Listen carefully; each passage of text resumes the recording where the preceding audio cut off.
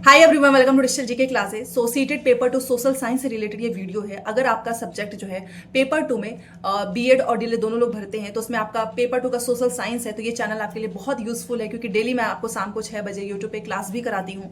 Plus मेरा खुद का भी नोट्स आपके लिए बहुत यूजफुल है। आप में से बहुत सारे स्टूडेंट्स ने वो नोट्स लेकर भी पढ़ाई की, पिछले साल भी और अभी भी। और सबसे इंपॉर्टेंट ये हो जाता है क्योंकि अब तो हर एक स्टूडेंट जो है एग्जाम दे सकता है। अगर आप जस्ट अप्लाई किए हैं, एडमिशन लिए हैं डीएलएड में या फिर बीएड में, तो फिर आपके पास उतना समय नहीं बचेगा। तो अगर आपने नोट्स लेकर भी डेली थोड़ा बहुत पढ़ना स्टार्ट कर दिया तो भी आपका सीटेट 100% क्लियर हो जाएगा, specially paper two social science, because 60 number का पूछता है। और अगर 60 नंबर केवल एक सब्जेक्ट से आ रहा है तो सीटेट को पास करने के लिए आपका ये सब्जेक्ट जो है बहुत ही इंपॉर्टेंट रोल प्ले करता है। अब जैसे कि आपके क्वेश्चन आ रहे थे व्हाट्सएप पे, यूट्यूब कॉमेंट्स पे कि किस तरीके से हम पैडागोजी तैयार करें, और पहली बार जब कोई तैयारी करता है तो उसे समझ में भी नहीं आता है कि आखिर में कहाँ से पढ़ें। और ज्यादातर क्वेश्चन यही आता है कि क्या यहाँ से पढ़ने पे पूरे नंबर आ जाएंगे या फिर कोई दूसरी चीज पढ़ें। तो सारे डाउट्स आपके क्लियर होने वाले हैं। बाकी नोट्स के लिए आपको स्क्रीन पे नंबर दिख रहा होगा और कमेंट सेक्शन में भी नंबर मिल जाएगा, आप वहां से भी मैसेज करके ले सकते हो। हिंदी इंग्लिश दोनों मीडियम में है, बहुत ही मिनिमम प्राइस में है।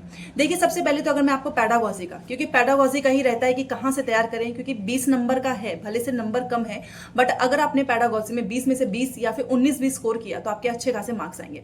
तो मैं आपको छोटी सी वीडियो है बट इंपॉर्टेंट है। देखिए, अगर आप पैडागोजी में अच्छा स्कोर करना चाहते हो तो सबसे पहले तो आपको सीटेट के एटलीस्ट 10 साल के पीवाईक्यूज करने होंगे, क्योंकि बिना प्रीवियस क्वेश्चंस की आप सीटेट के पैटर्न को नहीं समझ पाओगे। मान लीजिए अगर आपको कोई पढ़ा भी दे, जैसे कि पॉलिटी के टॉपिक से क्वेश्चंस आते हैं पैडागोजी में, बट उसको आपको एग्जाम्पल के साथ करना होगा। सिर्फ आप डेफिनेशन से पैडागोजी को नहीं कर सकते हो। इसीलिए मैं बार बार बोलती हूँ कि पैडागोजी के लिए आपको कोई किताब कुछ एक्स्ट्रा पढ़ने की जरूरत नहीं है। सिंपल है कि आप सोशल साइंस के 10 साल के प्रीवियस क्वेश्चंस कर लीजिएगा, लेटेस्ट वाला जितने भी हुए हैं अगर आप उतने भी कर लेते हो। एक प्रीवियस क्वेश्चंस को आपको बार बार करना है, आपको खुद समझ में आ जाएगा। प्लस पैडागोजी में कुछ क्वेश्चंस भी रिपीट होते हैं, मतलब उनका जो कॉन्सेप्ट होता है ना, कि अगर उनको डिस्क्रिमिनेशन से पूछना है, स्टीरियोटाइप से पूछना है, प्रिजुडाइज से पूछना है, वो डायरेक्ट वहीं से पूछेंगे, तो आपको आइडिया भी लग जाएगा। तो पैडागोजी के लिए बिल्कुल भी डरना नहीं है। इवन मुझे तो ऐसा लगता है कि पैडागोजी एक ऐसा सब्जेक्ट है जिसमें आपको पढ़ने की जरूरत नहीं है, आपको सिर्फ प्रैक्टिस करना है, और प्रैक्टिस करने से ही आपके नंबर आएंगे। ठीक है, तो आज से अभी से अगर आपने नहीं किया है, क्योंकि बहुत सारे स्टूडेंट्स जो कि पहले उनके स्कोर नहीं बन रहे थे, बट जब से उन्होंने प्रीवियस क्वेश्चंस की प्रैक्टिस बहुत की है तब से उनके स्कोर बढ़ने लगे हैं, और वो खुद अपना स्क्रीनशॉट भेजते हैं कि अब उनका पैडागोजी में भी स्कोर आने लगा है। पहले एनसीईआरटी में तो आता ही था, क्योंकि उन्होंने एनसीईआरटी को काफी अच्छे से पढ़ा है, नोट्स वाला। ठीक है, दूसरा अब ये, जैसे कुछ बिगनर्स भी होंगे जिन्होंने अब फॉर्म, आपको पता है ये 16 अक्टूबर लास्ट डेट था, तो कुछ लोगों ने लास्ट डेट में भी अप्लाई किया है, तो अब उनके मैसेज आते हैं कि क्या अभी भी तैयारी हो सकती है। बिल्कुल हो सकती है। सीटेट कोई टफ एग्जाम नहीं है। सीटेट में सिर्फ आपको 2 चीजें करनी है, टाइम मैनेजमेंट और दूसरा है आपका लैंग्वेज को समझना। अब सोशल साइंस के बारे में बता रही हूँ। देखिए, अगर आपने NCERT, history, geography, polity syllabus के अकॉर्डिंग पढ़ाई करनी है, सिलेबस से बाहर बिल्कुल भी नहीं जाना है। अगर आपने तीनों के टॉपिक वाइज पढ़ाई की है, पहले आप थ्योरी पोर्शन कंप्लीट कर लो। देखो, पहले का समय ऐसा था कि केवल पीआईक्यू से भी पास हो जाते थे।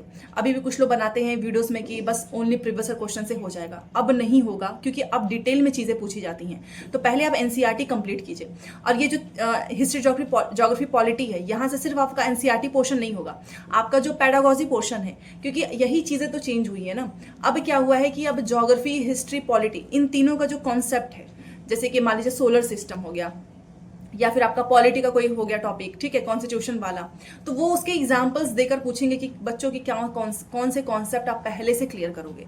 तो इसीलिए आपको एनसीईआरटी पढ़नी है। एनसीईआरटी को पढ़ने का भी तरीका है। अब जिसके पास किताब होगा तो उसमें से आपको सारी चीजें नहीं पढ़नी है। आप पहले प्रीवियस क्वेश्चंस को देख लीजिए कि क्या क्या टॉपिक्स से पूछा जा रहा है, आपको 2 से 3 बार देखना होगा, फिर जाकर अपना नोट्स बनाना, क्योंकि सारी चीजें पूछी नहीं जाती हैं। कुछ तो ऐसे भी चैप्टर है जहां से कभी इक्का दुक्का क्वेश्चन आते हैं और कभी आते भी नहीं है। इसीलिए मैंने जो नोट्स में आपको वही चीजें दी हैं जो कि बार बार पूछा गया है, इंपॉर्टेंट चीजें ही आपको मिलेंगी। ठीक है, और जो मैंने आपको उसके साथ प्रीवियस क्वेश्चंस 1 लाइनर वाले दिए हैं वो तो मस्ट है। बहुत सारे स्टूडेंट्स को उसे डायरेक्ट क्वेश्चंस देखने को मिला है अभी जुलाई वाले एग्जाम में। ठीक है, तो अगर आपके पास पहले वाला भी है आप उसे पढ़ो। एटलीस्ट आपको एनसीईआरटी तो पढ़नी ही चाहिए, सिर्फ इसलिए नहीं कि आपका सीटेट निकल जाएगा। इस एनसीईआरटी से आपके बहुत सारे कॉन्सेप्ट क्लियर होंगे, आगे आने वाले जो भी एग्जाम में जीएस पूछा जाएगा आप उसे भी अच्छे से कर पाओगे। और एनसीईआरटी को पढ़ने का तरीका मैंने बहुत बार भी बताया है कि पहले तो एक टॉपिक डिसाइड करो, फिर वहां से उसको आपको अच्छे से 2 से 3 बार पढ़ना है, फिर उसके बाद से आपको प्रीवियस क्वेश्चंस भी देखना होगा उस टॉपिक से रिलेटेड, क्योंकि सीटेट में ऐसा होता है कि जो बॉक्सेस बने होते हैं ना ब्लू येलो कलर के, वहां से क्वेश्चंस डायरेक्ट पूछता है। लास्ट के जो कुछ क्वेश्चंस आंसर दिए होते हैं आपको उसको भी सॉल्व करना है। ठीक है, चैप्टर वाइज आप करते जाएंगे, धीरे धीरे आपका हिस्ट्री, ज्योग्राफी, पॉलिटी कंप्लीट, और हर संडे को आप रिवीजन कीजिए। और थ्योरी पोर्शन एक बार आपका कंप्लीट हो गया तो आप खुद देखिएगा कि आपके प्रीवियस क्वेश्चन से ना सारे क्वेश्चंस बनने लगेंगे। और मैं आपको ये सच बताना चाहूंगी, यहाँ पर कुछ ऐसा नहीं है कि एनसीईआरटी अगर कोई बोलेगा कि आपको कि एनसीईआरटी के बिना हो जाएगा, तो वो एनसीईआरटी जो लोग पढ़े होते हैं ना वही ऐसी चीजें बोलते हैं। क्योंकि बिना एनसीईआरटी पढ़े अगर आपने जीएस पहली बार पढ़ा होगा, मान लीजिए आपका ग्रेजुएशन में सोशल साइंस सब्जेक्ट ही नहीं है, तो फिर तो आपको पढ़नी होगी ना। इसीलिए आप ऐसे लोगों की बातों पर बिल्कुल भी भरोसा मत करना जो आपको बोलें कि आपको एनसीईआरटी नहीं पढ़नी है। ठीक है, कुछ लोग आते हैं बोलते हैं कि 7 दिन में हो जाएगा। वो 7 दिन में तभी हो पाएगा जब आपने पहले से चीजें पढ़ी होंगी। क्योंकि कोई इतना बड़ा तेजुखान नहीं होता है कि कोई 7 दिन में ही सारी किताब पढ़ ले। कहीं ना कहीं उसके बेसिक्स स्ट्रांग होंगे, कहीं ना कहीं उसने कुछ पहले से कॉम्पिटिटिव एग्जाम्स की तैयारी की होगी। ठीक है, तो अगर आप जीरो से स्टार्ट कर रहे हैं तो फिर आपको अभी से स्टार्ट करना होगा, अभी से एनसीईआरटी पढ़ो। और प्रीवियस क्वेश्चंस मैं आपको बोलूंगी कि सही किताब से करना, और जहां पे सारे आंसर सही हो, गलत चीजें मत पढ़ लेना। हाँ, एक दुक्का कई बार ऐसा होता है कि कुछ किताब में आंसर्स अलग होते हैं, कुछ किताब में अलग होते हैं, बट आप एनसीईआरटी किताब में जो लिखा हो आपको उस पर ही भरोसा करना है, क्योंकि वो तो वही मानेंगे जो एनसीईआरटी में होगा। ठीक है, तो अगर मैं आपको बोलूं सोशल साइंस में अगर आप आराम से 50, 55, 60 भी स्कोर कर सकते हैं सिर्फ 2 चीजें करके, एक है एनसीईआरटी और दूसरा है प्रीवियस क्वेश्चंस।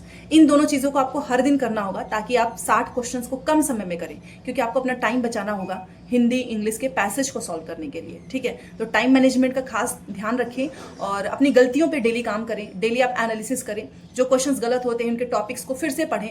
बार बार पढ़ोगे आप तो चीजें धीरे धीरे जो है बहुत ज्यादा क्लियर हो जाएंगी। इवन आपको स्कोर भी देखना होगा कि हिस्ट्री, ज्योग्राफी, पॉलिटी में स्कोर ज्यादा किस में है, कम किस में है।